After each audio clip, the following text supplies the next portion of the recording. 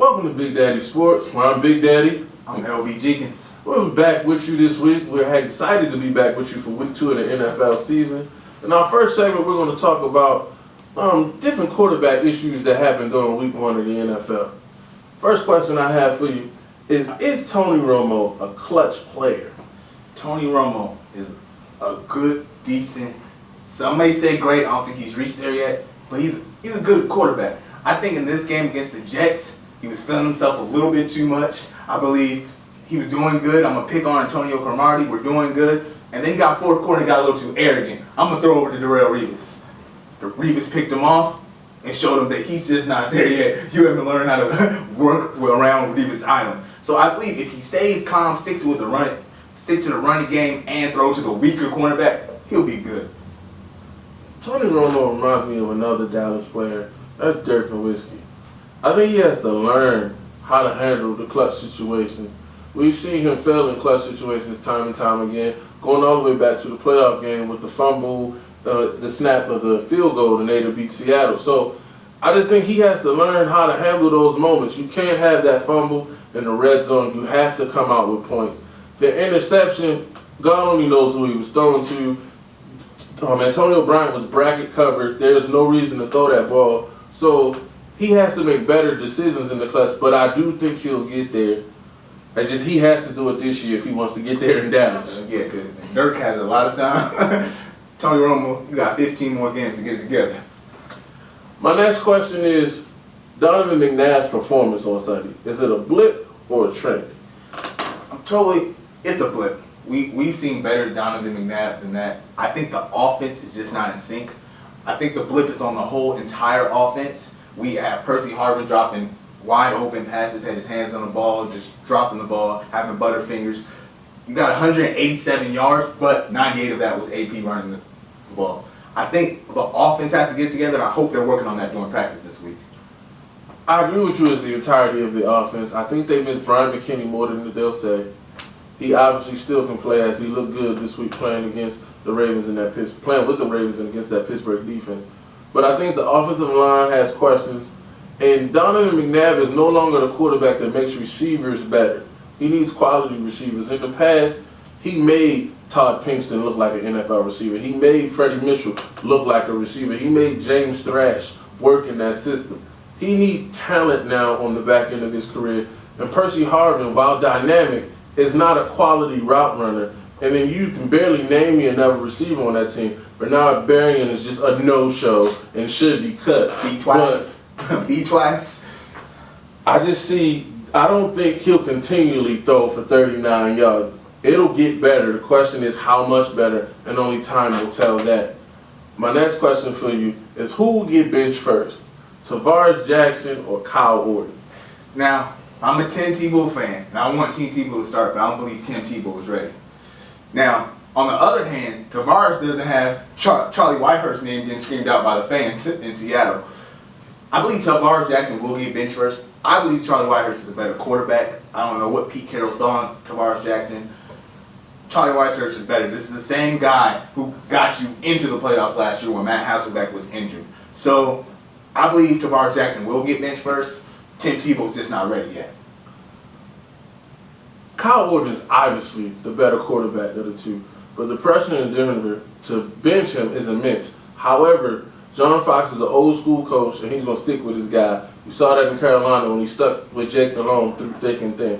I think Tavares Jackson, he'll have more opportunities, but he'll get benched first because he just won't perform. He's just not an NFL quarterback. In our next segment, we want to talk about teams not to push the panic button on.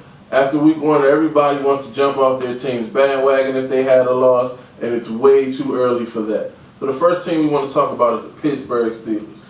Pittsburgh Steelers. 7 turnovers, 35-7 loss against the Baltimore Ravens. I was excited. It was a great game. Pittsburgh is a champion caliber team. Their defense is getting aged, but they're still a good defense. You got Jerome Harrison being on his game totally. I believe they didn't see that. They haven't seen that Baltimore Ravens offense before. You have Lee Evans being able to stretch the field. Troy Polamalu has to respect Lee Evans now and can't come up, stop the run, get the easy interception. I believe when they meet in week 8, it's going to be a different Pittsburgh team, and we don't need to jump off the bandwagon yet. I think the Pittsburgh Steelers are still the Pittsburgh Steelers. I think the Baltimore game plan for them effectively, used their tight ends well, and Ray Rice got off to a great start. And then Ricky Williams showed you he still can be effective in this league. But I've been hearing all week long that old Pittsburgh, the veteran defense is now aged and they've old. Trust me, Seattle will find out this week that defense still can ball. And Tavares Jackson may not make it through this game because trust me, Jerome Harrison is going to be angry. Lamar Woodley is going to be angry, and those linebackers are coming out fierce. The next team I want to talk about is the Indianapolis Colts. I know everybody's like, well, Peyton Manning's not coming back anytime soon, and they looked horrendous against Houston. Let me remind you, Houston beat them last year at home in week 1, and it didn't propel them to the playoffs, so calm down with all that. Secondly, Kerry Collins will get comfortable in this system. He'll get used to these wide receivers, and they'll make plays. Coaching adjustments will be made. This week, you won't have to worry about Dallas Clark man blocking Mario Williams one-on-one, which is always going to be a win for the defense. The Colts will get this figured out. And again, they lost to this team last year and still won the division. So everybody calm down with the Colts are in the Andrew Luck sweepstakes. Not just yet. Totally agree with you. Kerry Collins got a rhythm at the end of the game. I believe as the weeks go on, he's going to progress. I can't honestly say right now Indianapolis is going to win the division yet with Kerry Collins. But if you're a Colts fan, cheer for your team. Cheer for your starting quarterback right now, which is Kerry Collins. The next thing we want to talk about is the Dallas Cowboys, America's team. America's team. I'm not all for that right now. But Dallas Cowboys, like I said earlier, Tony Romo was just feeling himself a little bit too much. Got a little arrogant. Dallas is fine. Dallas is going to be a good team. That I believe they're going to make it to the playoffs in their division. I believe they'll have a wild card. It's going to be between them and Philly. Dallas is fine. I look at that Dallas team and I look at how they play defense without some of their starting corners, and they played effective and they hung in there, against a pretty good Jets offense with the receivers of Santonio Holmes and Plexico Bears. So if they continue to improve in that Rob Ryan defense, I think Dallas will be fine. Tony Romo, other than 2 plays, threw for 300 yards against possibly the best defense in the National Football League. Dallas will be fine. The next team is Miami.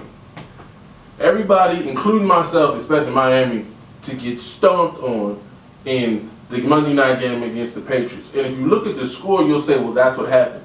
But if you watch the game, Miami was in that game. And what held them back was they couldn't score in the red zone. But Chad Henne showed himself to be worthy of the starting quarterback job, throwing for 400 yards. They showed how they're going to use Reggie Bush in that offense. And that team looks like it may be better than we previously thought it would be.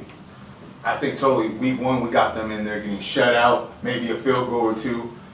Chad Henne showed he can be a good quarterback. You got 400 yards against a good Patriots defense. I think the difference between these two teams is the receiving core. We have Ocho Cinco, we have Deion Branch, we have Wes Welker against starting Brandon Marshall, who was good, but he's the only one on that team. I think Reggie Bush got to learn still how to go between the tackles. But I believe Miami's going to be way better than what we thought they were before week 1. It looks to be that way. But the one thing I want to throw in here quickly is a lot of people are pushing this hype button on the Carolina Panthers. Let me tell you, calm down on the hype. It was one game versus a subpar secondary in the Arizona Cardinals with a lot of broken coverages and Steve Smith making some great plays. I'm taking nothing away from Cam Newton, but let's not turn him into Peyton Manning just yet off that one performance. I believe so. Cam did a great job, way better than I expected him to do week 1. Arizona missing a couple corners by injury. I think Cam showed he can be better, but we're not going to see a great team this year.